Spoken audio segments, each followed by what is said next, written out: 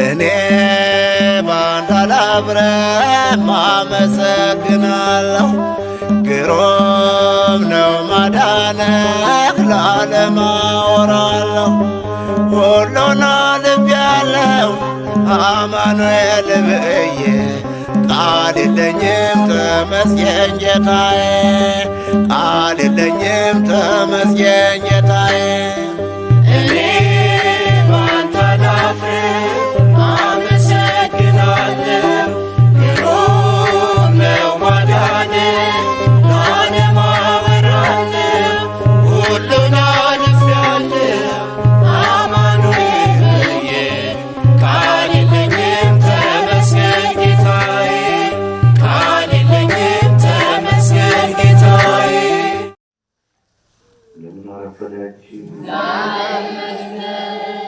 እንደምን ቆያችሁ? የኔ ስለት ለሕይወቴ አምላክ ነው። መዝሙር 41 ቁጥር 8 እግዚአብሔር በቀን ምሕረቱን ያዝዛል፣ በሌሊትም ዝማሬው ከኔ ጋር ነው። የእኔ ስለት ለሕይወቴ አምላክ ነው። ዳዊት መዝሙረ ዳዊት ምዕራፍ 41 ከቁጥር 8 ላይ። ዛሬ ታኅሳስ 3 2013 ባዲያም ዮርዳኖስ ወንቅሸት ቅዱስ ገብርኤል አንድነት ገዳም እመቤታችን ድንግል ማርያም ከአባቷ ከኢያቄምና ከእናቷ ከሐና እንደዚሁ እንደ ሳራ እንደ አብርሃም ልጅ በማጣት ኖረው እንደ ዘካርያስ እንደ ኤልሳቤጥ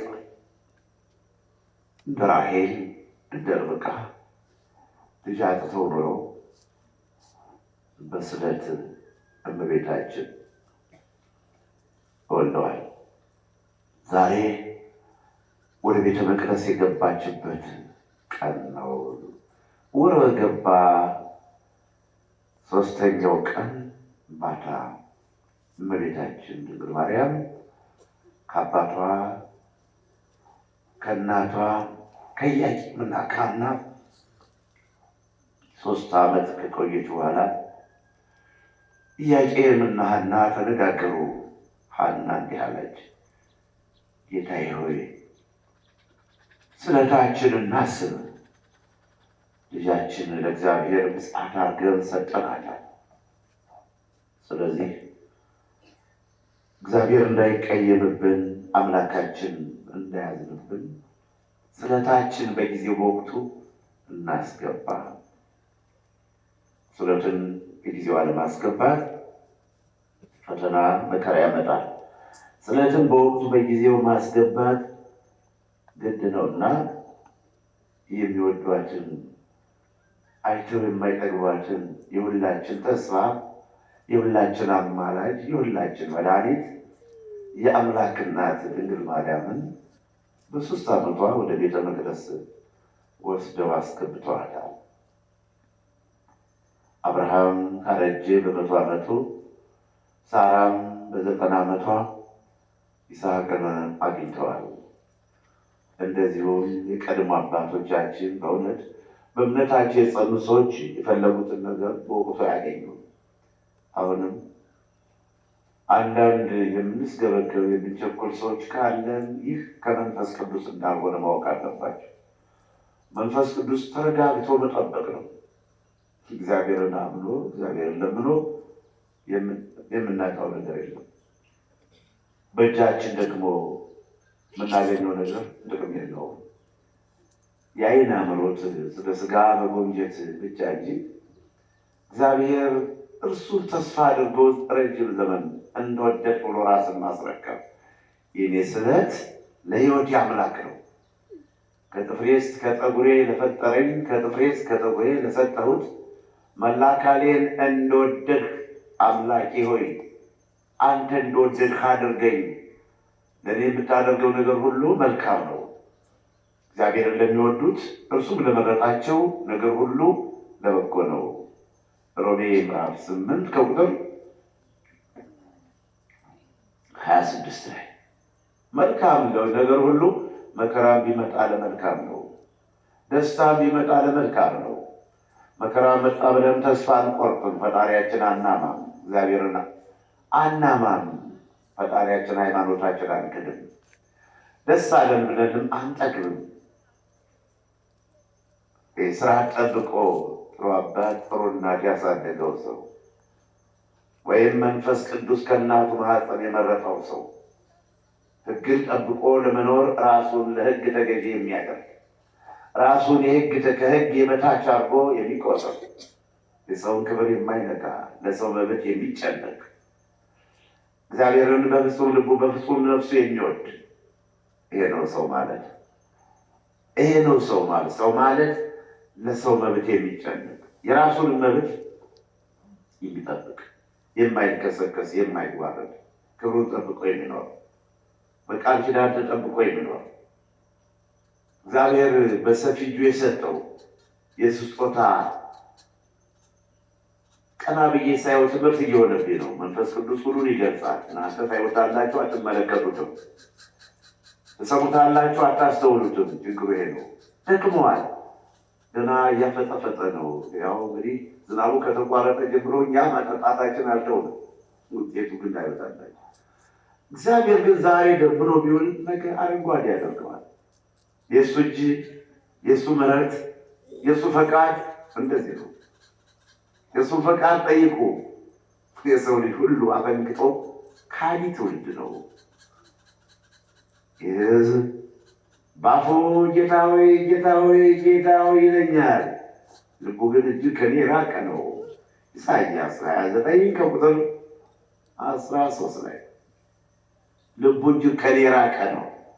አመፀኛ ትውልድ፣ ጠማማ ትውልድ፣ ያልታመነ ትውልድ፣ ከሃዲ ትውልድ ልቡ ከኔ ራቀ ነው። እንዲሁ ዝም ብሎ በስጋዊ በራሳቸው ፈቃድ ብቻ እንደ ልምድ ጌታ ሆይ ጌታ ሆይ ጌታ ሆይ ይሉኛል። ፍቅራቸው ግን እስከዚህ አይደለም። አይወዱኝም እያለ ነው። መለኮታዊ ቃል ነው ይሄ። ቃሉን የተናገረው ነቢዩ ኢሳይያስ ነው። እግዚአብሔር እንዲህ ይላል እያለ ነው የተናገረው። እግዚአብሔር ቃሉን በቃላቸው ላይ አድርጎ የተናገረባቸው ነቢያት የእኛን ተፈጥሮ ቀደም አድርገው ተናግረዋል።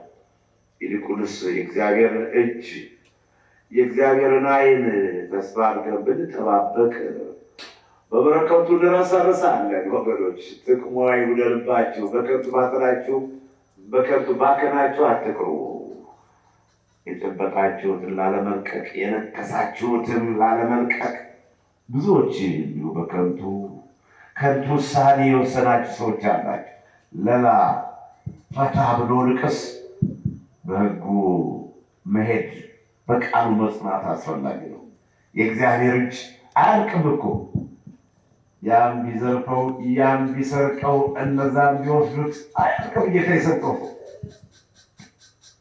እኔ በዛው በምናኔ ሳለሁ አንድ ሰው 23 ከብቶች በሬና ላም 23 ከብቶች ሰርቀውባቸዋል።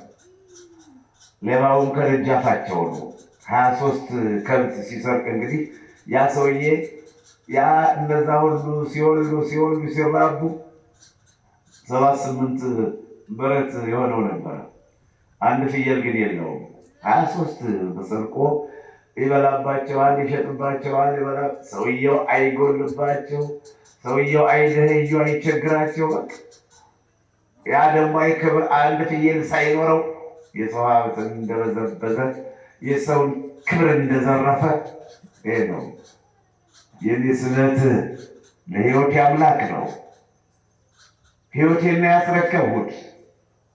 እምሳለውም ወደሱ ነው፣ እምጮኸውም ወደሱ ነው። ለማማከር እንኳን ፈታ ብለን የምናናግራቸው ሰዎች ጥቂቶች ናቸው። የዓለም ቢያዋዩት ያዋያል። የዚህ ዓለም ሰው ችግር ቢነግሩ ችግር ነው የሚያወራ። ሳይገባኝ እኔም ሰው ሁኛለሁና አንድ ነገር ላዋየው ብዬ ይጠበቅበታል። ከሱ እንዲህ አይነት ውይይት ይጠበቅበታል፣ ይመለከተዋል ብዬ ባዋየው ላዋይህ ነው የሚለኝ። እግዚአብሔር ብቻ የእኔ ስለት ለሕይወቴ አምላክ ነው። ለሰራዊት ጌታ ለእግዚአብሔር እሱ እጁ ሰፊ ነውና በእውነት የእግዚአብሔር እጅ አጠረን። ዘኍልቍ ምዕራፍ 11 ከቁጥር 23 ላይ የእግዚአብሔር እጅ አጭር አይደለም፣ ሰፊ ነው። በእጁ የተዳሰሰ በእርሱ በዓይነ ምሕረቱ የታየ ሰው መታደል ነው። ጠላት አይደፍረውም። በረሃብ ዘመን በደስታ ይኖራል። እየበላ እየጠጣ እያበላ እያጠጣ ይኖራል። በአሁኑ ሰዓትም እንጂ አሜሪካውያን፣ አውሮፓውያን ሁሉ ገቢያቸው ኢኮኖሚያቸው በጣም ተሽመድምዶ የወደቀበት ሰዓት ነው። በአሁኑ ሰዓት ዓለምን አስቧት። እኛንን ክብር ምስጋና ይግባው። ያውም ካልታመኑ ከዲያብሎስ የግብር ልጆች ጋር አብሬ እየሰራሁን፣ ነገር ግን የጎደለብኝ ነገር ካልታመኑ እምነት ከሌላቸው ሃይማኖት ከሌላቸው ሰዎች ጋር አብሬ እየሰራሁ፣ እግዚአብሔር ግን አልተወኝም። የኔ ስለት ለሕይወቴ አምላክ ነው። አሁንም ቢሆን ከጥፍሬ እስከ ጠጉሬ ደግሜ ደጋግሜ አስረክበዋለሁ። ፈጥሮኛልና በራሴ የምውል ማድር አይደለም። እግዚአብሔር በቀን ምሕረቱን ያዝዛል ለእኔና ለእናንተ ለድሃዎች፣ በሌሊትም ዝማሬው ከኔ ጋር ነው። የኔ ስለት ለሕይወቴ አምላክ ነው። መዝሙር 41 ከቁጥር 8 ላይ ቃሉን እንደማነብላችሁ በቀን ምሕረቱን ያዘዝልናል፣ በቸርነቱ ይጎበኘናል። በሌሊትም ዝማሬ ከኔ ጋር ነው። ፈጣሪን በዝማሬ አመሰግነዋለሁ። አምላኬን በዝማሬ በሰጠኝ አንደበት በሰጠኝ እውቀት አመሰግነዋለሁ። በሰጠኝ ጉልበት አመሰግነዋለሁ። ተኝቼም እሱን ነው የማመሰግነው። እየተንቀሳቀስኩም እግሬም እጄም እርሱን ነው የሚያመሰግን።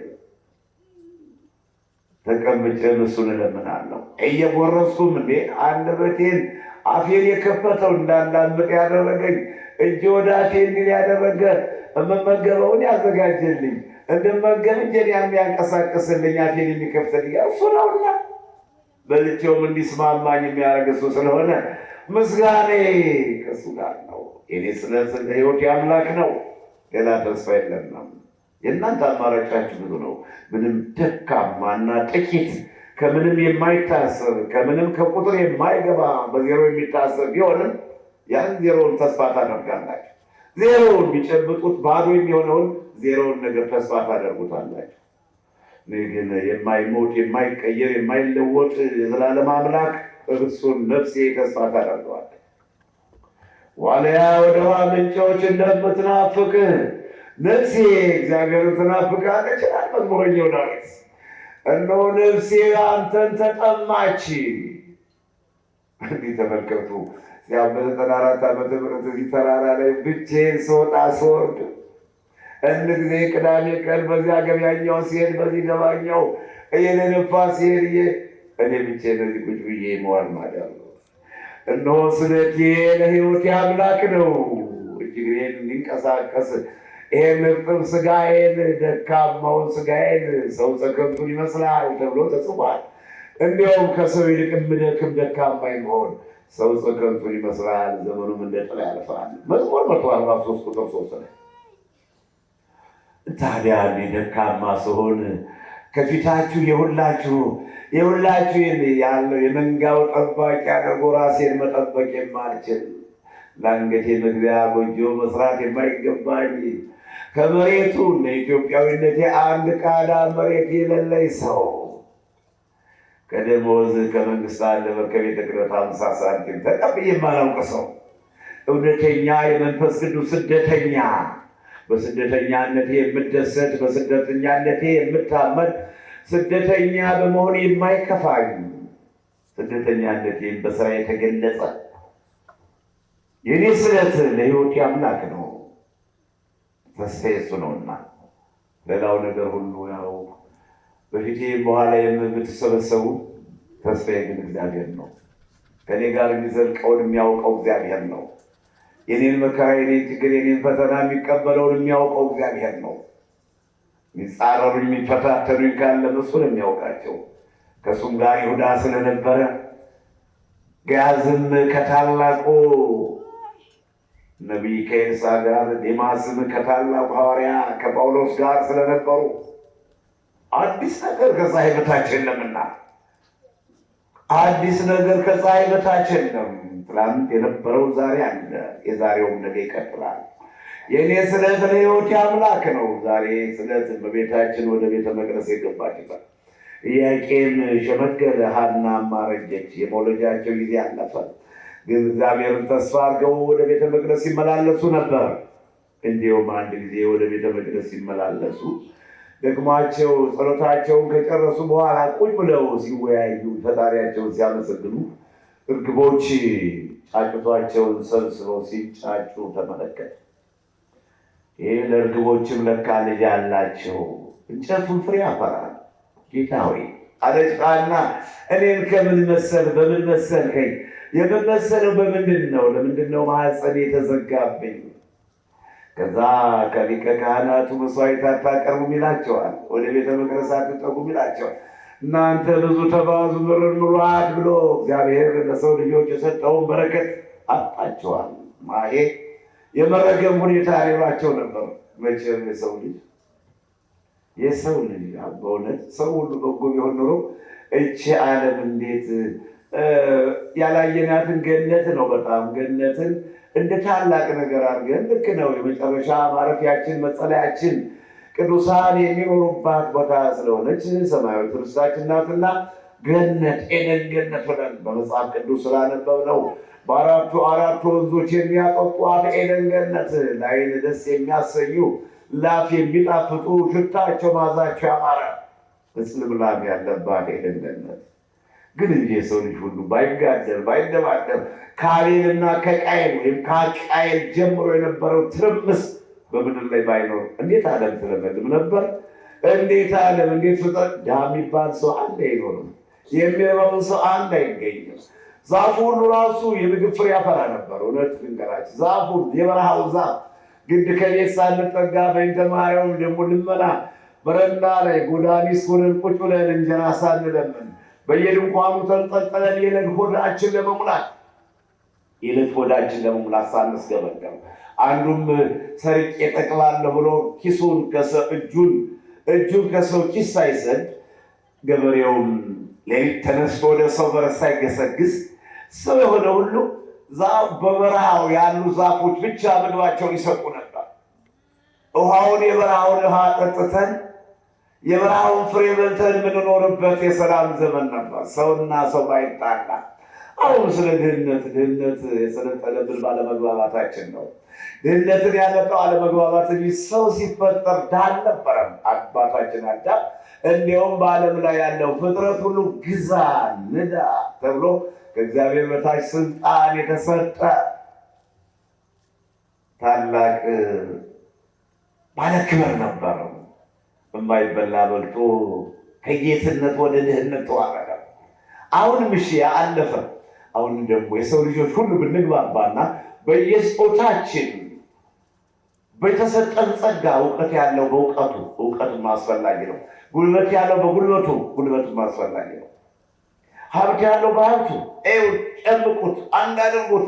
ባለጉልበቱ፣ ባለሀብቱ፣ ባለእውቀቱ እንዲህ አድርገን በየጾታችን ጾታና እድሜ ሳንለይ ብሔርና ቋንቋ ሳንከፋፍል አንድ ሆነን ብንሰራ አንድ አገር ቀርቶ ዓለም በሙሉ ድህነትን አሸንፎ የእንኳንስ እንጀራው ዳቦ ተትረፍርፎ በየመንገዱ የሚበላው አጥቶ የዱር ዛፎች ሁሉ ፍሬያማ ሆነው የጓሮ ተክል ሁሉ ተትረፍርፎ ግማሹ በታች ድንቹ፣ ሽንኩርቱ፣ ጥቅል ጎመኑ ማለት ቀይ ስሩና ካሮቱ ወደ ታች ከመሬት ውስጥ በመሬት በከርሰ ምድር ያለ ሀብት አየት የተሰጠን ጌትነት። ሌላው ጎመኑ ማሽላው በወገቡ ጀግና ወታደር መስሎ ዝናር የታጠቀ መስሎ ማሽላው በወገቡ አዝሎ ሳይት ነበር። አደምሮ ጤፉና ስንዴው እንዲህ ሰግዶ መሸከም የራሱን ስጦታ መሸከም አቅቶት ወደ ምስራቅ ወደ ፀሐይ መውጫ ሰግዶ ታገኙት ነበር። አለመታደል ሆነና አለመግባባታችን በረከቱን ባለመግባባት የነነዌ ሰዎች በመጸለያቸው የወረደው እሳት ተነሳላቸው። እኛ ደግሞ ባለመግባባታችን የወረደው በረከት ተነሳብን። ባለመግባባታችን፣ ፍቅር በማጣታችን፣ የሰላም ሰው ባለመሆናችን እዚህ ቦታ ተመልከቱ። በረከት መስኮቱን እግዚአብሔር የሰማይን መስኮት ከፍቶ ለሰው ልጆች ሁሉ ምሕረት የሚያድልበት ቦታ ነው። ምስክር አይደላችሁም እንዴ? ለሰው ልጆች ሁሉ ምሕረት፣ የታመመው የሚድንበት ነው። አይነ ስውሩ ብርሃን በፊቱ ላይ ተስሎበት አይቶ የማያውቀው ሁሉ የሚያይበት፣ ሽባው ደካማው ለአይን የሚያሳዝን እንባ ቀርቶ ደም የሚያስለቅስ የሰው ልጅ እንጨት የደረቀ እንጨት መስሎ ተሰባብሮ የነበረ ሁሉ በእግዚአብሔር ኃይል በቅዱስ ገብርኤል አማላጅነት በቦታው ቃል ኪዳን እየዘለለ እንደመሆን የሚሄድበት ቦታ ነው። እግዚአብሔር መስኮቱን ከፍቶ የሰማይን መስኮት ከፍቶ ምሕረትን በወቅሸት ላይ ያወርዳል። ግን እንደ ስራችሁ ቢሆን ኖሮ እንደ ክፋታችሁ ቢሆን ኖሮ ይህንንም በረከት ታስነሱት ነበር። ይሁን እንጂ መስራችሁ ሕይወቴን በሙሉ ለእርሱ አዘጋጅቼ ሰጥቼ በንባ በድካም በመከራ ስለተገኘ ይሄ ወደድንም ጠላንም የሚነሳ ነገር አይደለም። ይሄ በፍጹም ከኔና ከእናንተ ለተሰጠ እንኳን መጥቶ የተጠመቀ እንኳን መጥቶ የተማጸነ እንኳን መጥቶ በተራራው የተመላለሰ ስሙን የጠራ ሁሉ በፍጹም ዘላለማዊ ቃል ኪዳን ነው። ከምርጦቼ ጋር ቃል ኪዳኔን አደረገው። እግዚአብሔር የሰጠን ጸጋ እንድትፈልጉ የምታነሱት ወይም ሰው ሰርቆ የሚወስደው ሌባ ቀብቶ ሽፍታ በወንብድና በኃይል ተጠቅሞ የሚወስደው ጸጋ የለም። ያልታደሉ ያው እንግዲህ አልታደሉምና የሚድኑ ጥቂቶች ናቸው ስለተባለ የማይድኑ ስለሆነ ይሄ ሚስጥር ሳይገባቸው እያወቁ ሲያጠፉና ብርሃኑና ቀጥተኛው መስመር ትተው በጎዳናው በዚህ በጨለመው በጓዳው ሲሽሎኮሎኩ እንዳይጥ ብቅል እንደለመደች አይጥ ሲሽሎኮሎኩ ጸጋው በረከት ተነስቷቸው ከዚህ ድል ተለይተው ይኖራሉ። ምስጢሩ የገባችሁ ደግሞ ቅንነቱ ብቻ ቅንነቱ የገባችሁ ቦታ እንግዲህ ሁሉ ጻድቅ ሆኖ አይደለም እዚህ ቦታ ላይ አሁንም እያዳነን ነው። አሁንም ድንቅ ስራው በዓለም ላይ በዚህ ሰከንድ ውስጥ የሚያድናቸው ብዙ ሰዎች አሉና ከመከራ የደረሰላቸው የሞት ደብዳቤ የሚቀድላቸው በዚህ ደቂቃ ውስጥ አለና ለምንድን ነው ታዲያ? እንደ ክፋታችን አይደለም፣ እንደ ቸርነቱ እንደ ምሕረቱ ፈጣሪያችን የለመነው ለአንድ ቀንና ለሁለት ቀን ወይም ለ19 ዓመት አይደለም። በኮቪድ ምክንያት ጸበሉ ቢዘጋም የማዳን ስራው አልተቋረጠም። ዓለምን እያጠለቀለቀ እየተምዘገዘገ እስከ ዓለም ዳርቻ ድረስ ይሄዳል የማዳን ስራው። የኔ ስለት ለሕይወት ያምላክ ነው። ብዙ ያልገባቸው ሰዎች አሉ፣ የማይመለሱ ሰዎች አሉ፣ የማይድኑ የማይረሱ ሰዎች አሉ። እንዳልፈርድባቸው ግብጦ ቆልቼም አውቃለሁ። እኔ ጥሩ አድርጌ ነው እንዳያርም እንዳይገመል አድርጌ ነው። አሁን አንዳንድ ጊዜ ግብጦ ጥሩ ሆኖ ካልበሰለ ሲበሉት ጥሩ አይደለም። እንደው ቢነከርም ቢዘፈዘፍ አንድየውን ተበላሽቶ በስቶ እስኪሄድ ድረስ ጣዕም የለውም። በአፍላውን በሉት እንደው በአንድየውን እስኪበሰብስ በሉት የለም። አቆላሉ ይመጥነዋል ማለት ነው። ተልባው አሁን አቆላሉ ጥሬም ከሆነ ጥሩ አይደለም ተልባነቱ። ሀረረም አረረ ነው፣ መካከለኛ ልክ አለው። ኑጋውን ማረሩ አለማረሩ አይታወቅም። ነገር ግን ልክ አለው። ሀረረ ጣዕሙ የለውምና እንደዚህ ነው ወገኖቼ። ለሁሉም ልክ አለው፣ ለሁሉም መጠን አለው። ዝም ብሎ እንደዚሁ በድፍረት የሚደረግ ነገር የለም። እግዚአብሔር ሁሉም ነገር ለክቶ ሰርቶታል። እና የዚህ ገዳም ሁኔታ ጣዕሞት አይምሩ ከመሄር እግዚአብሔር ቸር እንደሆነ ቀምሳችሁ እዩት። ቀምሶ ማየት ነው። ግን እያሉ የማያዩ ሰዎች አሉ፣ የማይመለሱ ሰዎች አሉ። የተጻፈባቸው ጉዳይ እኔ አሁን እኮ ብዙ አረፍተ ነገሮችን ከመጽሐፍ እየጠቀስኩ እንደ ልምድ እናንተም የተጠቀማችሁበት የተጻፈባቸው አየሁት። አየሁት፣ አብሬ ያስኋቸው ወጣ ወር የተጻፈባቸው። ሰው በአንድ ቀን ይመለሳል። ሰው በህልሙ ቀጥቶት ይመለሳል። ሰው በድቅ እንዴ ቅዱስ ጳውሎስ እኮ ወደ ደማስቆ ሲሄድ ነው ድንገት ከሰማይ ብልጭ አለ። አንተ ማነህ አለ። እኔ አንተ የምታሰቃየኝ ናዝሬት። ተመለሰ። በቃ የሚመለሱ ሰዎች እኮ ጥቂት ይበቃቸዋል። ምንም ተራራው ቢናድ አውሬ ተራራው እየተናደ እንዲያው ይሄ የምናየው ተፈጥሮ ሁሉ እንደሌላ ቢሆን የማይመለስ አይመለስ። የተጻፈበት ከዚህ አወጣን እግዚአብሔር። ከዚህ አወጣን። የሚያሳዝነኝ ይሄ ነው። በጣም የተጻፈባቸው ሰዎች የማይመለስ ካላ እኛን ወደዚህ ወደ መውሰድ ብቻ የሚተጉ እኛን እንደነሱ ለመሆን ደግሞ ደብድቡነ፣ ቀሙነ፣ ካባዬን ውሰዱት፣ ምቱኝ፣ ደብድቡኝ፣ ስደውኝ እሺ እንድንል ብቻ ነው የሚጠበቀው እንጂ እኛ እንደነሱ አብረን እንዳንሰርቅማ የምሰረቀው እኔ ነኝ። እንደነሱ እንዳንሳደብማ የምሰደበው እኔ ነኝ።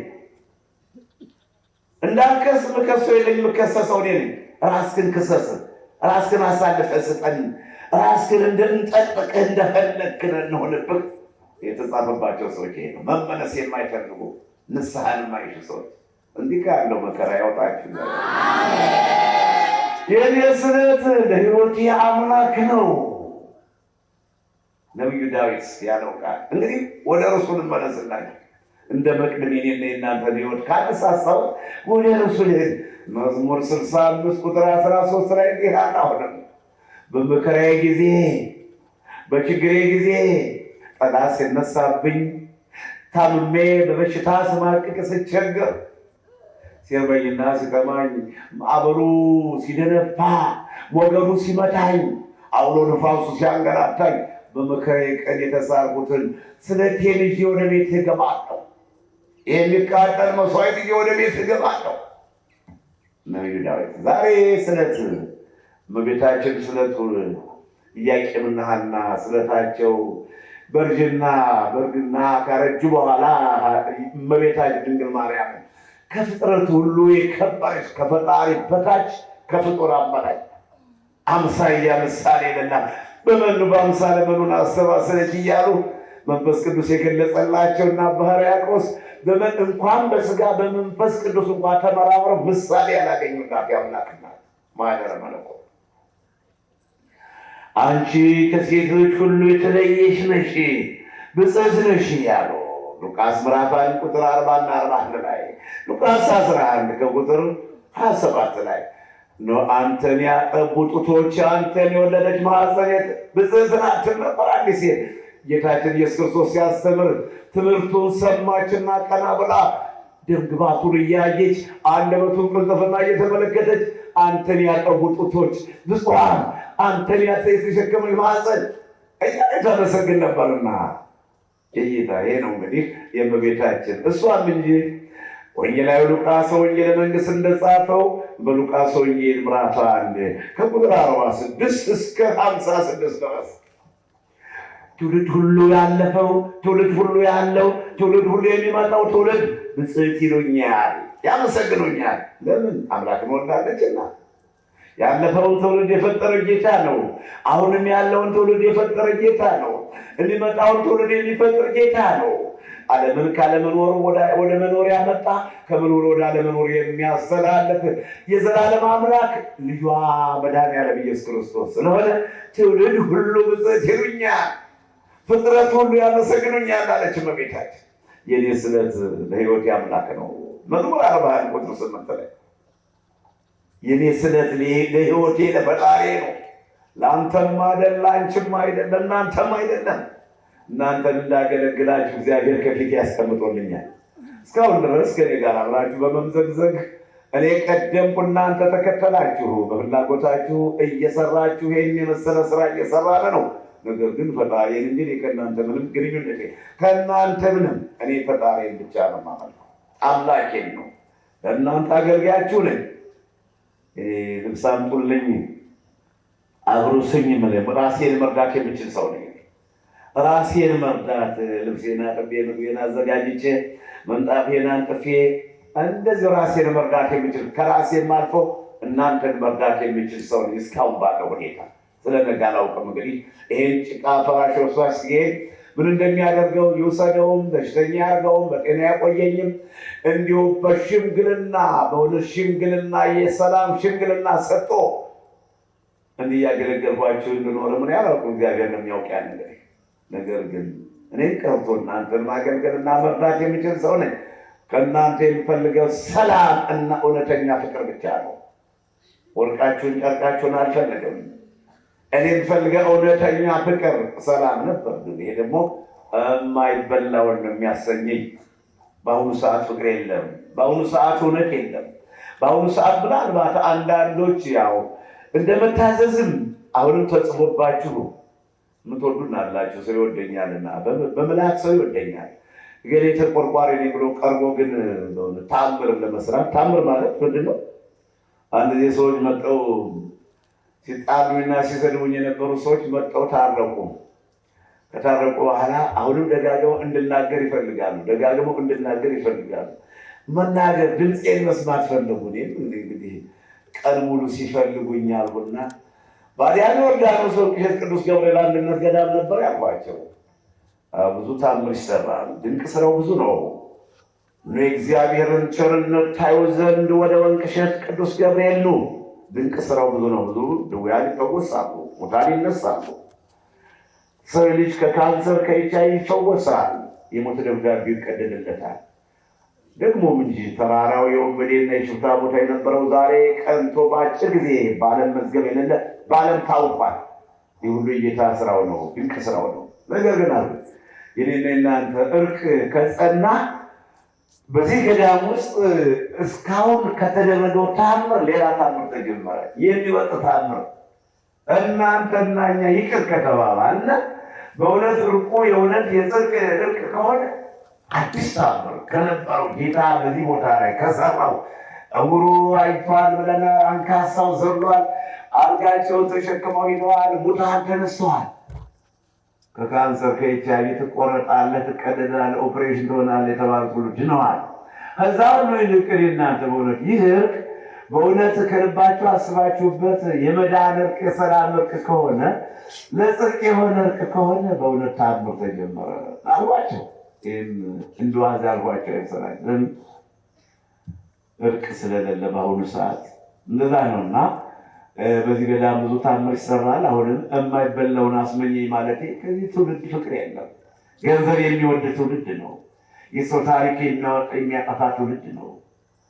ብድር መመለስ ቀርቶ የበለጠ እንደገና በተደረገለት ፈንታ ሲያጎርሱት የሚነክስ ሲሆኑለት ብድር ልመልስ ማለት ቀርቶ ይሙት፣ ይጥፋ፣ ይደረመስ የሚል ትውልድ ስለሆነ እንዳገለግላችሁ አምኜበት ነው እንጂ የመጣሁት ከእናንተ በጎ ነገር ጠብቄ አይደለም። ይህ ስለት ለሕይወት አምላክ ነው። መዝሙረኛው ዳዊት በቁጥር በመዝሙር 41 ላይ ከቁጥር 8 ነቢዩ ሚክያስ እንዲህ አለ። በምዕራፍ 1 ከቁጥር 14 ወይም ቁጥር መጨረሻ ላይ ስለት ተስሎ ለእግዚአብሔር ስለት ተስሎ ከመንጋው መልካም መልካም ጥሩ ጥሩ ተባት እያለ ለእግዚአብሔር ስለት ተስሎ አንካሳውን እውሩን ደካማውን የከሳውን ስጋው ከአጥንቱ የተጣበቀውን የሚሰጥ እርጉም ነው። ሰዎች ስለት ይሳላሉ። አንድ ተባት ሰጣለ ብለ ይሳላሉ። ተባት መቼም ተባት ነው አይደል? ጥጃውን ይዘውት ይመጣሉ። ፀጉሩ የቆመውን ስጋው የደረቀውን አጥንቱ ጎና አጥንቱ የሚታየውን መቼስ እግዚአብሔር ይህች ዘመን ለእኔ በሕይወቴ ዘመን ብዙ ነገር ስላየው ተባት ነው የተሳሉት። ተባት ሲባል እንግዲህ ሻኛው ወዲያና ወዲህ መቋቋም መሸከም ያቃተውን ተባት ነው። አዎ ተባት ከተባለ ወደ ዝቅታው ነው የሚያስመኛቸው። ስለዚህ ነው ሚክያስ ምዕራፍ 1 ቁጥር 14 ላይ ለእግዚአብሔር ስለት ተስሎ ደካማውን ዓይነ ስውሩን አንካሳውን የከሳውን የደከመውን የጠወለገውን ለእይታ ደስ የማያሰኘውን የሚሰጥ ሰው እርጉም ይሁን። ይሄ ነው ስለት ማለት። ስለት ነው። ስለት ማለት ስለት ነው። ስለትን በአገባቡ መስጠት ያስፈልጋል። እንግዲህ በዚህ ርዕስ ደጋግመን እንደምንማርበት ተስፋ አደርጋለሁ። ለጊዜው ግን የኔ ሕይወት የኔ ስለት ለሕይወት አምላክ ነው ባለው ርዕስ የተነጋገርነ ትምህርታችን ዛሬ ደስታ ቀናችን ነው። እመቤታችን የአምላክ እናት ዓለም ሁሉ በጨለማና በሞት ጥላ ተጋርዳ በነበረ ሰዓት ላይ እንግዲህ እመቤታችን መወለድ ነው ወደ ቀድሞ ክብራችን ለመመለስ ያበቃል እና ቤተ መቅደስ የገባችበት ቀን በመሆኑ ታቦት ባናወጣም እኔ ዝማሬው ምኑ ባይሆንም ሌሊት ካህናቶች አድረዋል። ሲደክሙ ላባቸው ጠብ ሲል አድረዋል። አሁንም ቅዳሴው ተከናውኖ እዚህ ደርሰናል። የኔ ስለት ለሕይወት አምላክ ነው። የእኛ ስለት ለሕይወታችን አምላክ ነው። ለእግዚአብሔር ሌላ ተስፋ የሌለው ሰው ነው ከዚህ ያለ ብዙዎቻችን ለአመፅ፣ ለኃጢአት፣ ለዘረፋ፣ ለቅሚያ ወይም ደግሞ ቀን የሚጠብቁ ከሌሉ በቀር ብዙዎቻችን የእኛ ስለት ብንልም አያሳፍርም። ለሕይወታችን አምላክ ለእግዚአብሔር ነው። ኦሪት ዘኍልቍ ምዕራፍ 6 ከቁጥር 5፣ 6፣ 7፣ 8፣ 9፣ 10 ላይ አንድ ሰው ይላል ሊቀ ነቢያት የነቢያት አለቃ ሙሴ ራሱን ለእግዚአብሔር የተለየ አድርጎ አንድ ነገር ቢሳል ይህን አድርግልኝ ጌታ ሆይ፣ ይህን ስራልኝ ጌታ ሆይ፣ እንዲህ መሆን እፈልጋለሁ ብሎ ለፈጣሪው ለእግዚአብሔር ቢሳል በተሳለበት ሰዓት ሁሉ ለወራትም ይሁን ለዓመታት በራሱ ላይ ምላጭ ማረፍ የለበትም። ያ ሰው ተስሏል እና ለእግዚአብሔር የተለየ ናዝራዊ ነው። የሚያሰክር ወይን ጠጅ መጠጣት የለበትም። የረከሰ ነገር መመገብ የለበትም። ለሌሎቹ ይፈቀዳል ማለታችን አይደለም። ነገር ግን አሁን እንዲህ አይነት ራሱን ጠብቆ መኖር አለበት። ያ ሰው ተስሏልና ስለቱ እስኪፈጸም እስኪሞትም ይበለው እስከ ወራትና እስከ ዓመታትም ይበል ያ ሰው ከተሳለ ስለቱ እስኪፈጸም በራሱ ላይ ምላጭ ማረፍ የለበትም። በአንደኛ ሳሙኤል ምዕራፍ 1 ከቁጥር 9፣ 10፣ 11 እናነብላችሁና ትምህርታችን እያዋገርን ወደ ሌላው የገዳማችን ስርዓት እንሄዳለን። ዛሬ ታኅሳስ 3 ነው።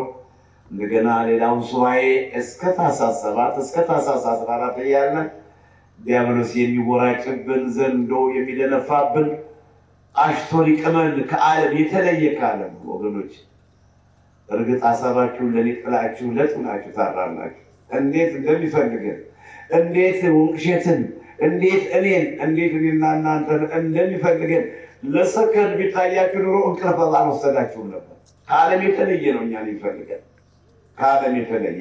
በኮቪድ ምክንያት የፌስቡክ ስድብ ዛሬ ቀርቶልናል፣ ተቋርጦልናል።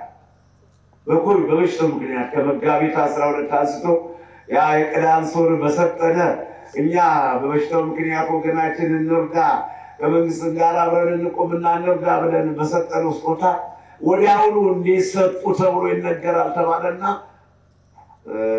ታሪክ ለማጥፋት ትንሽ ሞከሩ። ከዛ ወዲህ አርፈን ተቀምጠናል። አሁንም ለወደፊት ላለው ህይወታችን ተመካክረን የምናደርገው እንጂ እኛ መልካም ሰራን ብለን እንጂ ስሙን እየጠራ መዳን ይችላል። ለዘላለምም ወደ ወንቅሸት ሰው ላይ መጣ። ይህ መከሰስ ምን ወጣልኝ? ሰው በዳለኛ መከሰስ፣ ሰው ተጠቀመኛ መከሰስ። እንዲሁም እኛ ለሚመለከታቸው ሁሉ ለመንግስትም ለህዝብም ባለውለታ ነን። የምንሰብከው ስብከት እኮ ስብሰባ የሚደረገው ለማስተማር አይደለም እንዴ? ስብሰባ እኮ የተሰብሳቢውን አይምሮ ልቦና ለመመለስ ለማልማት እኮ ነው ስብሰባ የሚካሄደው። አዳራሽ ሰርተው ወይም ተከራይተው በጅተው ለምግባቸው ለውሎ አበላቸው ያ ሁሉ ጋጋታ እኮ ምንድን ነው? የሰውን አይምሮ ለመለወጥ ነው፣ ለልማት ነው፣ ለእድገት ነው፣ ለጤና ነው፣ ለጸጥታ ነው፣ ለሰላም ነው። በዚህ መድረክ ላይ ሁሉ እየተከናወነ የመንግስትንም የቤተ ክህነትንም የምድሩንም የሰማዩንም የስጋውንም የነፍስንም ስራ እየሰራ ነው ያለ ነው። ያለምንም ሙሉ አበል መሸለም ያለብን ሰዎች ነን። መከበር ያለብን ሰዎች ነን። የእግዚአብሔርን ቃል ቀላቅለው እንደሚሸቃቅጡት እንደ ብዙዎች አይደለንም። ነገር ግን በእግዚአብሔር ፊት ከእግዚአብሔር እንደተላክነ ከእግዚአብሔር እንደተላክነ በኢየሱስ ክርስቶስ ፊት እንመክራለን፣ እናስተምራለን። ተልከናል፣ ተፈቅዶልናል። እንደ ሌሎቹ የእግዚአብሔርን ቃል ቀላቅለው እንደሚሸቅጡ አሁን እንዳለ ሁሉ በመስቀል መስቀል ይዘው በቀሚስ ቀሚስ ለብሰው በቆብ እንደሚነግሩት እንደ ብዙዎች አይደለም። የእኛ ስራ ምስክር ነው። ተመልከት፣ ጽድቃችን በስራችን ነው። ጸድቅን አላልንም። ጽድቃችን ወደ ገነት ስንነጠቅ ነው። ስጋችን መሬት ሲገባ ነው። ነፍሳችን ከስጋችን ሲለይ ነው ጽድቃችን። እኛ ጻድቅ ምንባል ከሆነ እግዚአብሔር ከፈቀደ በእናንተ ጸሎት ጌታ ካሰበኝ። ስራችን ግን በእውነት ቅዱሳን የሚሰሩትን ስራ ሰርተናል። ጻድቃን የሚሰሩትን ስራ ሰርተናል። ነቢያት ሐዋርያት የሚሰሩትን ስራ ሰርተናል። በረሃውን አቅንተናል። የቀደሙ አባቶቻችን እነ ገብረ መንፈስ ቅዱስ እነ ተክለ ሃይማኖት እና አቡነ ሐራ ድንግል የሰሩትን ስራ ሰርተናል። ይኸው ስራ ምስክር ነው። ደካሞች ብንሆንም አንሰ ፄዋኮሰብ ትልና ትቢያ ትንኝ በሆንም ከሰው ዘንድ በሰው ዘንድ የተናቁ የተዋረድኩ በሆንም እግዚአብሔር ግን ብዙ ስራ ሰርቷል። በእኔና በእናንተ ላይ ብዙ ስራ ሰራ። ዓለምን የሚያስደንቅ ዓለምን የሚያስደምም ዓለምን የሚያስገርም ስራ ተራራው ዝቅ ያለ ዶዘር ያለ ግሪደር ያውም እየተከላከልን እንዳንሰራ እጅ እግራችን እንዳንሰራ ስም እየወጡልን እየከሰሱን ቀና ቢሆንም የኛ ህይወት አይዟችሁ ብንባልማ እንዴት ምድር ስለመድን ነበር። በየደቂቃው እየተፈታተኑን ተራራውን እርከን አድርገን ተራራውን ዝቅ ሸለቆውን ከፍ አድርገን በበረሃው ያሉትን ውሃዎች ባርከን ለጸበል አውለን ዓለም ሁሉ ስሙን እየጠራ እየዳነ ነው። እንደ ሌሎቹ የእግዚአብሔርን ቃል ቀላቅለው እንደሚሸቅጡ አይደለንም። በረሃ ያለ ነው። ትክክል ባህታዊ የሚለውን የብሕትውና ብቸኛ ብቸኛ ሆነ። ብቸኛነታችን አምነንበት ከዓለም ተለይተን ከቤተሰብ ርቀን ከገጠርም ከከተማም ርቀን በረሃ ያለ ነው። መላኛ ዓለምን ናቀ፣ ዓለምን ንቀን ያለ ነው። እኛ ጊዜ ሙዚቃው ከሚለቀለቅበት፣ መኪናው ከሚጮህበት፣ የሰከሩት ከሚወላገዱበት፣ ጉቦና ሙስና ከሚሰጥበት፣ ዘረኝነት ካለበት ቦታ አይደለም ያለ ነው። ምንም እንኳን አንዳንዶች ተከትላችሁ ገብታችሁ በዓለም ያለው ጸባያችሁ ባለመተው ብታውቁንና ፈተና ብትፈጥሩብንም ስራችንና ዓላማችን ግን ጽድቅን ስለሆነ እኛ በጎ ስራችን ያው በምድር ላይ ባይሆን በስራ የመኑ ብሏል ጌታ ኢየሱስ ክርስቶስ።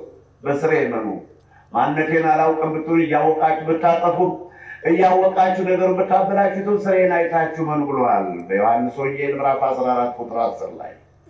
በዮሐንስ ወንጌል ምዕራፍ 10 ቁጥር 37 ላይ ስራዬን አይታችሁ መኑ ብሏል ጌታ። ዕንባቆም ምዕራፍ 1 ቁጥር 5 ላይ ዓለም ሁሉ ያልሰራውን ከዚህ በፊት ተሰርቶ የማያውቀውን ስራ ሰርቻለሁና ተደነቁ፣ ተጨነቁ፣ ተመልከቱ። ማንም ቢተርክላችሁ የማታምኑትን አምናችሁ ለመቀበል የሚያስቸግራችሁን ማንም ያልሰራውን ስራ ሰርቻለሁና እዩ፣ ተደነቁ፣ ተጨነቁ ይላል ነቢዩ ዕንባቆም ምዕራፍ 1 ቁጥር 5 ላይ። እኔ ስለት ለሕይወት አምላክ ነው። ርዕሴ ነው ወገኖች። እንደምን ቆያችሁ? እንደምን ቆያችሁ? በአንደኛ ሳሙኤል ምዕራፍ 1 ከቁጥር 9 10 ብለን መሰለኝ የቆሙት። ያም ሆነ ይህ አሁንም ነቢይት ሐና እግዚአብሔርን ተሳለች፣ ልጅ አልነበራትምና።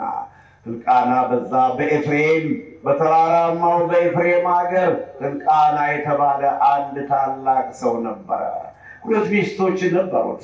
የአንደኛይቱ ሐና የሁለተኛይቱ ፍናና ይባል ነበር። ፍናና በተደጋጋሚ ልጆችን ወልዳለች። እግዚአብሔር ግን የሐናን ማኅፀኗን ዘግቶ ነበር ይላል መጽሐፍ ቅዱስ። ታዲያ ወደ ሴሎ በየዓመቱ ሕልቃና በዓመት ዓመታዊ በዓል ለማክበር መስዋዕት ለማቅረብ ፈጣሪውን ለመለመን ወደ ሴሎ ወደሚባል የእግዚአብሔር ቤተ መቅደስ ይሄድ ነበርና በዓመት ሀገር አቋርጦ ከከተማ ወጥቶ ወደዛ ይሄድ ነበር። በዛም የኤሊ ልጆች አፍኒንና ፊንሐስ ነበሩ። አባታቸው ኤሊም እንደዚያው። በዛን ሰዓት ያው መስዋዕቱን ሰውተው ለፍናናና ለልጆቿ የሚሰጠውን ስጦታ ሰጡ። ሕልቃና ለሐና ምን ቻላት? አልበላም አለች። ሐና እኔ አልበላም አላደርገውም፣ እንደናንተ ደስ አይለኝም። እግዚአብሔር ማኅፀኔን አድርቋል፣ ብቻዬን አስቀርቶኛል፣ ዘር አልባ ሁኛለሁ። አሁንም ደግሞ የዛች ጣውንቷ የፍናና ልጆች ይደነፉባታል። ጣውንቷም ትሰድባትና ታዋርዳት ነበር። እንኳን ልትበላ ልትጠጣ፣ እንኳን ዓመታዊ በዓሉን በደስታ ልታሳልፈው አንገቷን ደፍታ እያለቀሰች እንዲሁም በሚመገቡበት ሰዓት ለየት ብላ ወደ ቤተ መቅደስ በመጠጋት መረር ብላ ታለቅስ ነበር። እንባዋን ታፈስ ነበር። ስለቷም እንዲህ ነው፣ ጌታ ሆይ የእኔ ስለት ለሕይወቴ አምላክ ነው።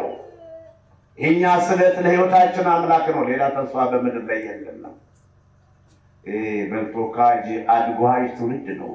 በተደረገለት ቁጥር አመፅ የሚያመጣ፣ በተደረገለት ቁጥር ኃጢአት የሚያበዛ፣ በድሎ አልበደልኩም፣ ቀምቶ አልቀማሁም፣ ሰርቆ አልሰረኩም፣ ክዶ አልካድኩም የሚል ወይ ስራውን አይገልጸው ወይ ኃጢአቱን አይተው በተቀደሰው ተራራ ላይ እግዚአብሔርን የሚክድ ክፉ ትውልድ።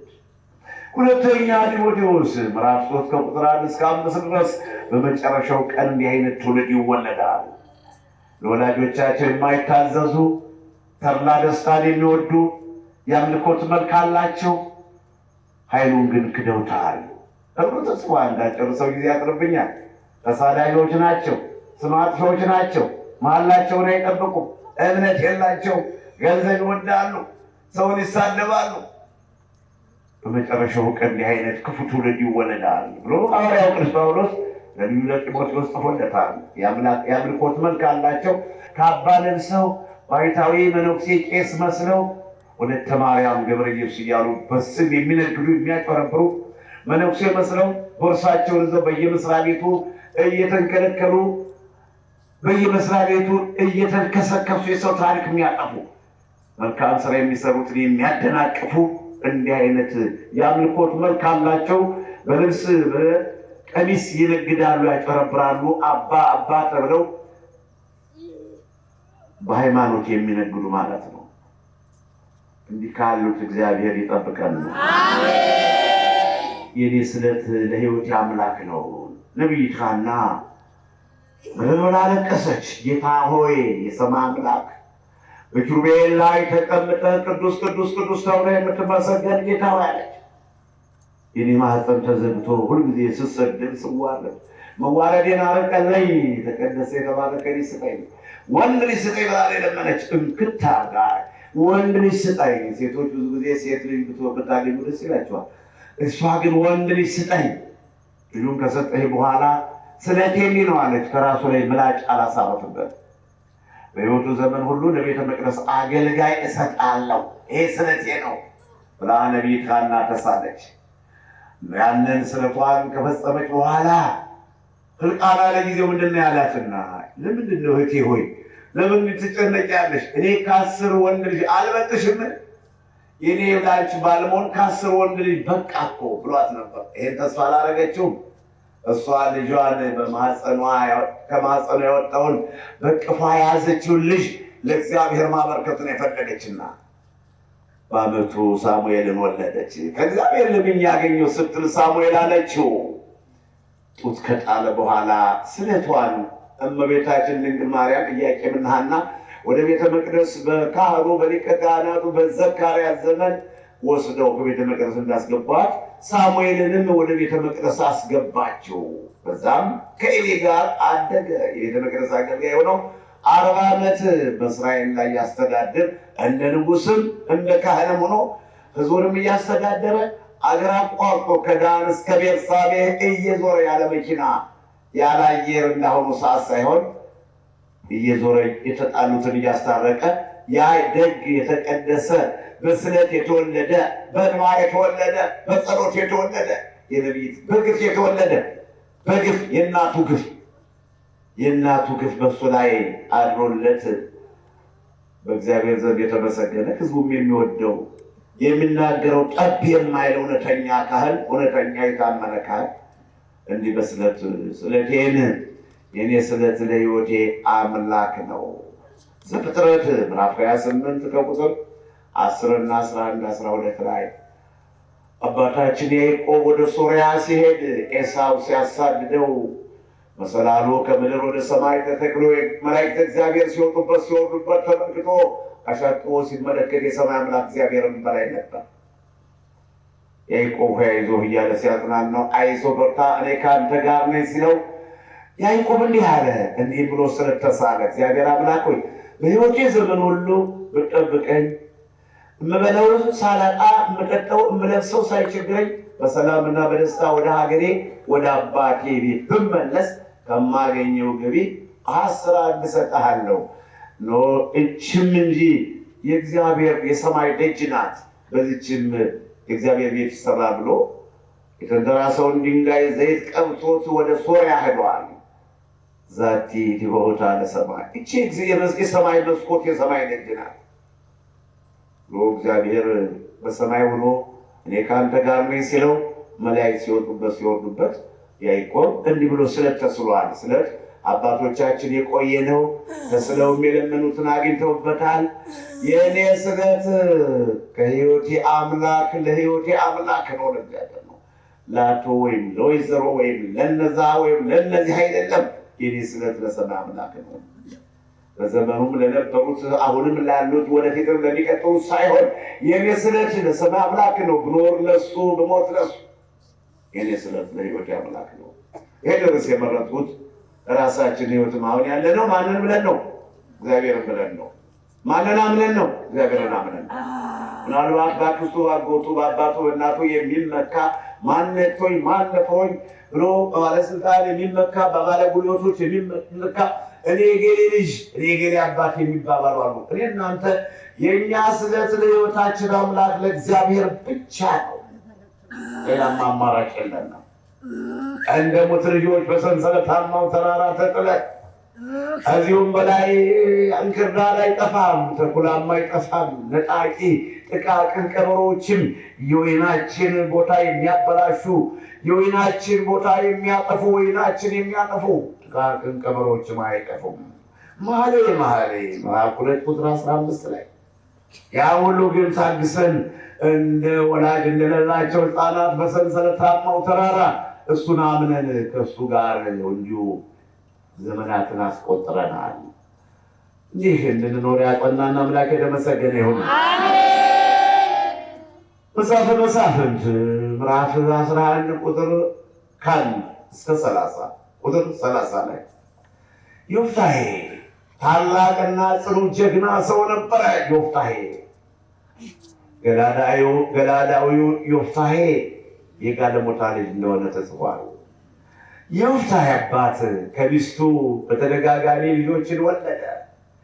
የዛ የዮፍታሔ አባቱ ልጆች አንተ የሴት አዳሪ የጋለሞታ ልጅ ነህና ከእኛ ጋር ርስት መውረስ የለብህም፣ ከእኛ ጋር አብረህ መኖር የለብህም ብለው አሰደዱት ይላል መጽሐፍ ቅዱስ። መጽሐፈ መሳፍንት ምዕራፍ 13 ቁጥር 1 ጀምሮ አሰደዱት። የሴት የልዩ ወገን ልጅ ነህ አንተ፣ የእንግዳ ሰው ልጅ ነህ አንተ፣ ከእናታችን አልተወለድክም፣ አባታችን ቢወልድህም እኛ ጋር ርስት መውረስ የለብህም ብለው አንገላቱት። ወንድሞቹ እሱም ተነስቶ ወደ ሌላ ሀገር ሄደ። እንደሱ የከፋቸው እንደሱ ግራ የገባቸው እንደሱ የተገፉ መረሻ ያጡ በበሽታም በረሃብም በጠላትም ምክንያት በችግር ምክንያት ከቤተሰብ ከሀገር ከትዳር የተፈናቀሉ ዮፍታሔን ፍለጋ ሄደው ከዮፍታሔ ጋር ኑሮ ጀመሩ። አሁን እዚህ ከፋችሁ አይደል የመጣችሁ? የከፋው ተከፋው። እኔ ፈጣሪን ፍለጋ ገዳም ገባሁኝ። ዓለም በቃኝ፣ ዓለም አትበጅኝም፣ አትጠቅምኝም ዓለም። ኧረ እዚህም ተከትላ መጣ ፈተና እየፈጠረች እንኳን እዛ ዓለም አልፈልግም ብዬ ፈጣሪ ብዬ መጣሁ። እናንተም የታመማችሁ የተቸገራችሁ እናት አባትህ ወንድም የጠላችሁ የትዳር ጓደኛ የካዳችሁ አንተ ድለቢስ አንቺ ድለቢስ አንተ ስራ ፈት የተባላችሁና ዶክተር ያሰናበታችሁ ሐኪም ያሰናበታችሁ ቀኑ የጨለመባችሁ ዘመኑ የከፋባችሁ መረሻ ያጣችሁ ሰዎች መጣችሁ። ዮፍታሔን ወንድሞቹ ባሰደዱት ጊዜ የከፋቸው ሰዎች ነው ከበውት። አይ መጽሐፍ ቅዱስ ታዲያ እንዲው ዛሬም እንደ ትናንቱ ዳዊት ከፍቶ ሲሄድ እንደዚሁ እንደ ዳዊት የከፋቸው ሰዎች ከ400 በላይ ሰዎች ተጠራቀሙ። ዮፍታሔ ከፍቶት ወንድሞቹ ያንገላቱት የተንገላቱ የተራቡ የተጠሙ በሽታ ይቀጣ ያስቸገራቸው ሄደው ተጠሙ። ያን ጊዜ አሞናውያን በእስራኤላውያን ላይ ጦርነት አነሱ። ጦርነቱ ሲነሳ ጽኑ ኃያል ጠንካራ ሰው ነው ብያቸዋለሁ። የእስራኤል ሰዎች ሄደው ዮፍታሔን ለማምጣት ፈለጉ። ከጠላቶቻቸው እጅ እንዲያድናቸው፣ ጠላቶቻቸውን እንዲያጠፋላቸው። እሱ ጠንካራ ሰው ነው። እሱ ወሳኝ ሰው ነው። ጀግና ሰው ነው። መንፈሳዊ ጀግና ነው። አለሱ አይሆንልንም፣ ጠላት ሊገዛን ነው ብለው ወደ ዮፍታሔ መንገድ ጀመሩ። ያ የእስራኤላውያን በገለዓድ የሚኖሩ ሽማግሌዎችና ባልቴቶች ሄደው ዮፍታሔን ጌታ ሆይ፣ ወንድማችን ሆይ ይቅር በለን በድለናል። አሁን አሞናውያን በጠላትነት ተነስተውብናል። አንተን መሪ ሁንንና አብረን ሄደን ጠላቶቻችን ድል እናድርጋቸው። እድል አለ ወገኖች፣ ለሁሉም እድል አለ። እድል አለ፣ ስጦታ አለና የሚያርገበግበው በመናፍስት ፊት መናፍስትን የሚያርበደብድ አለ። ድህነትን የሚያሸንፍ አለ። ለማንኛውም ነገር እድል አለ። ዮፍታሔ በፊታችን ሄደልን። አዎ ብዙ እንዳልገልጸው እንደዚህ እያደረኩት ነው። ሜኔ ትምህርት እንዳልገልጸው ቃላት ያጥርብኛል። ስለዚህ እንዳልገልጸው ጊዜ ያጥርብኛል። እድል አለ። በፊታችን ሄደልን። ወደ አሞናውያን ስንሄድ በፊታችን ስትሄድ አንተ ጠላት ይርበደበዳል፣ ጠላት ይርዳል። አዎ ቁጥራችን ቢበዛም ኃይላችን ቢጠነክርም አንተ ለእድላችን አንተ ምራን አሉት። ጊዜ ኖሮት ዮፍታሔ እኔ ስመለስ አንተ ስትመለስ አለቃ ትሆነናለህ፣ ከዛ በኋላ አለቃ አንፈልግም ብለው ቃል ገቡለት። በዚያም አላቸውና ከዛ ከሚኖርበት ቦታ አብረውት ያሉትን ሰዎች ይዞ ወደ አሞናውያን ለመሄድ ገለዓዳውያን በገለዓድ የሚኖሩ ሽማግሌዎች ይዘውት መጡ። እሱም ተስማምቶ መጣና ጉዞ ቀጠለ ከነሱ ጋር። ነገር ግን ወደ አሞናውያን ሲሄድ ጠንካራ ነው እንዳልኳችሁ ጠንካራ ነኝ፣ ጉልበታም ነው እንዳልኳችሁ ጉልበታም ነኝ ብሎ በጉልበቱ አልተመካም። ነገሩ ምንድን ያለ አቤቱ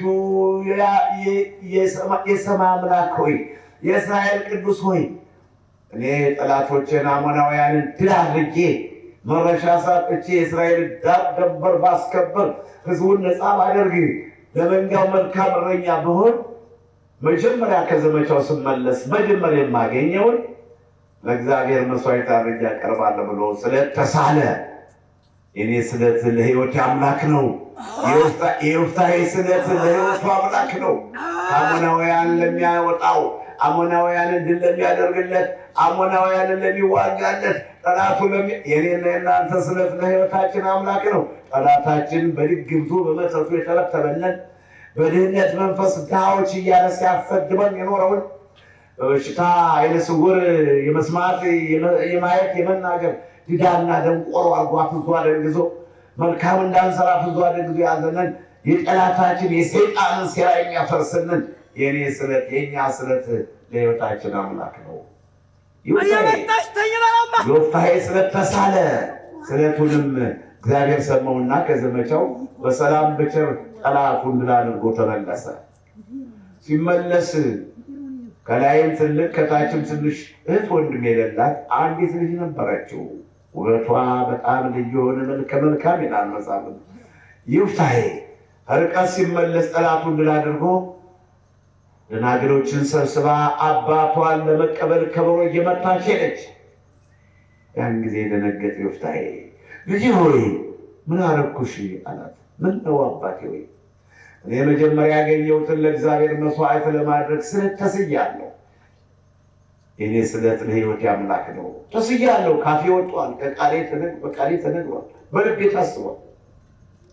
ልጅቱም ደግ ነበረችና እንደ ዘመኑ ትውልድ ያልሆነች ራስህ ስትቅረበለብ የተናገርከውን አንተ ውጣው ብላ አባቷን ሳትገስጽና ለምን እንዲህ አልክ ብላ ላይና ታች ሳትመለከት ታዲያ እንኳን ጠላቶችን አሸነፍክ እንኳን ጠላቶችን ድል አደረግክ እንጂ የወደድከውን በኔ ላይ አድርግ ብላ ራሷን አስረከበች። ዮፍታሔም ተጨነቀ፣ ሌላ ልጅ የለውም። ግን አንዱ የእግዚአብሔር ቃል ገብቷልና ከሁለት ወር በኋላ ለእግዚአብሔር መስዋዕት አቅርቧታል። የኔ ስለት ለሕይወት አምላክ ነው። መዝሙር 41 ከቁጥር 8 ላይ እንግዲህ ፀሐይ ስለሆነ ዳሴ ስለሆነ ረፈድ ብለን የጀመርነው እስካሁን ድረስ አቆይቶና ጌታ ያስተማረን የመከረን የገሰጸን አምላክ የተመሰገነ